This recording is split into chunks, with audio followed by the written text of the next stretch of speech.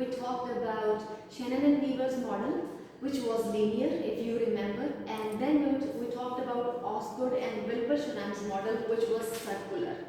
Now, this model is also kind of similar and not an extension per se, but this is similar, and it is important to discuss this model in the context of the models that we have already discussed, Shannon and Weaver's and Osgood and Schramm's model.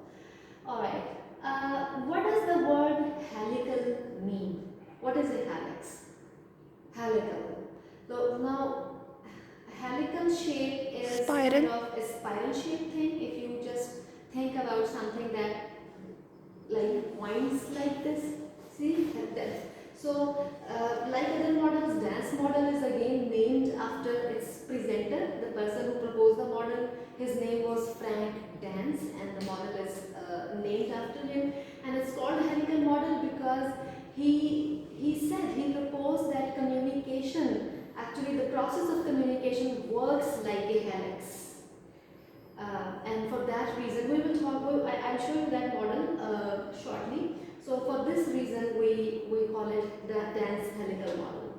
Alright, so like I said, this is a model which was proposed by Frank Dance. Frank Dance is the name of the scholar who presented the model, and the time period, the year when the model was presented was 1967. Well, this is how the model looks like. Like I said, so what is helix? Like it's a three-dimensional shape, a kind of wire when it's wound.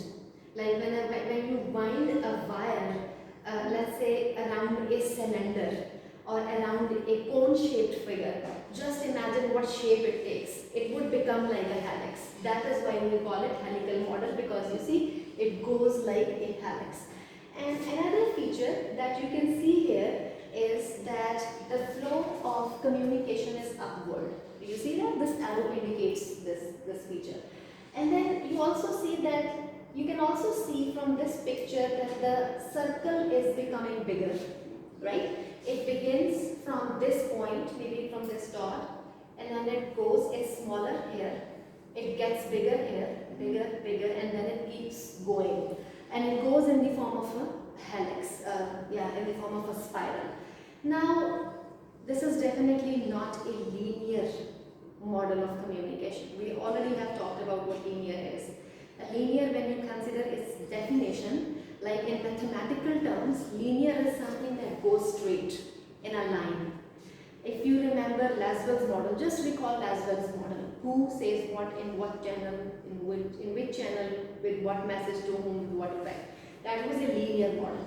So was Shannon and Weaver's model. It began from a source, information source, then went to transmitter, then it went to receiver. There was this barrier of noise in the middle. Then it further went to the receiver, and finally destination. That was also a linear model.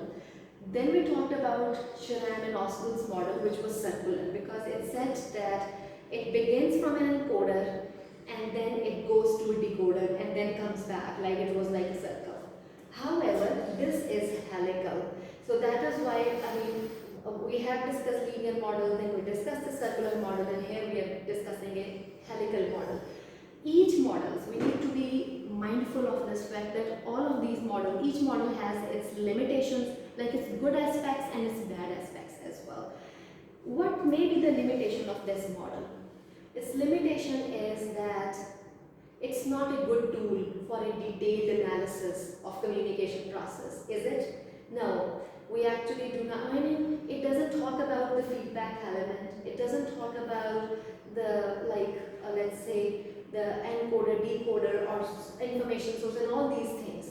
It's not really, it may not be a good tool for a detailed analysis, but what this model does is, it tells us the dynamic nature of the process of communication. Now let's talk about the word dynamic. What does it mean? I'm sure you all have heard this word, and I'm sure you all have understanding in your mind as well. Sometimes it happens like we do know what the words are, but we may have trouble explaining. What is the meaning of dynamic? When dynamic, it's an adjective, and we say, sometimes we say that this newspaper seems dynamic, this media channel seems dynamic. Now dynamic is something which is always changing, which is, or maybe progressing. A person, we say like a person, this person has been a dynamic leader, which means ever changing, ever progressing. And you see, don't you, by looking at this picture, don't you think that the process is getting bigger, bigger, bigger? It keeps changing, right? Now, I think, I'll share this example that I saw on a website, and I think that that example is quite apt to this model.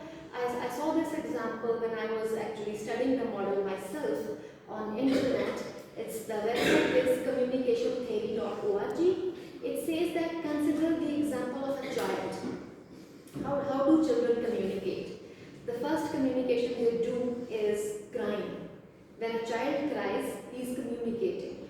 So, and then the process of communication keeps getting bigger. He starts speaking. He first learns the language, and then he gets the education, then he gets the job, and then and profession. And see, all the time he is communicating, and the process itself keeps changing.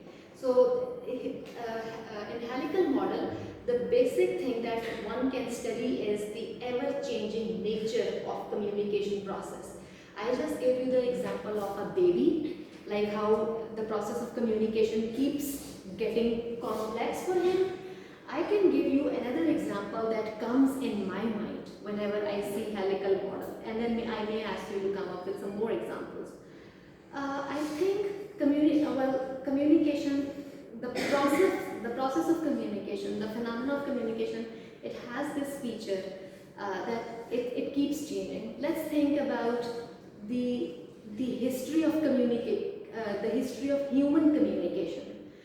We say, and we have learned that in history, humans, they started their communication, but I mean, even before the invention of language, they started communication by just gestures and different sounds, and then languages evolved, and when written communication started, they started it by inventing letters, and then they started it by writing on leaves, on tree barks, and or even on stones. That is how. And then printing press came, which eventually changed the whole thing of communication, like whole scene of written communication. Like printing press in 1400 something, it enabled the process of making multiple copies.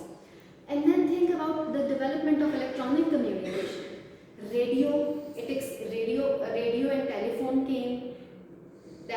That field was expanded, and then television came.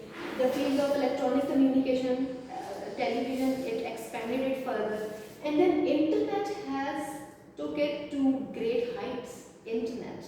I mean, that is why scholars like Marshall McLuhan. How many of you are familiar with this name, Marshall McLuhan? The person who coined the term, who gave this term, global village. That you see, village is a small place, people are connected to each other, and usually we know what is happening in any part of the village because that's like a small area. And he said that because of technology, because of electronic media, world will eventually take the shape of a global village. If we are here today, like in Lahore, in South Asian part of the world, if anything important happens in, let's say, in any part of Europe or Scandinavian country or North America, we get to know about that within minutes. Isn't like a village? So now this is the expansion of communication process. This is how communication as a process has evolved.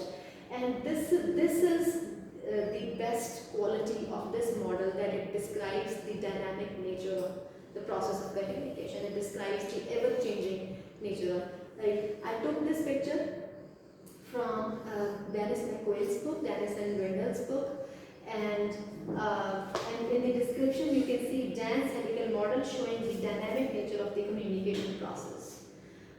This is how, I mean, whenever we want to study the changing nature of communication process, the dynamic nature of communication process, Dan's model can be a all about dance model.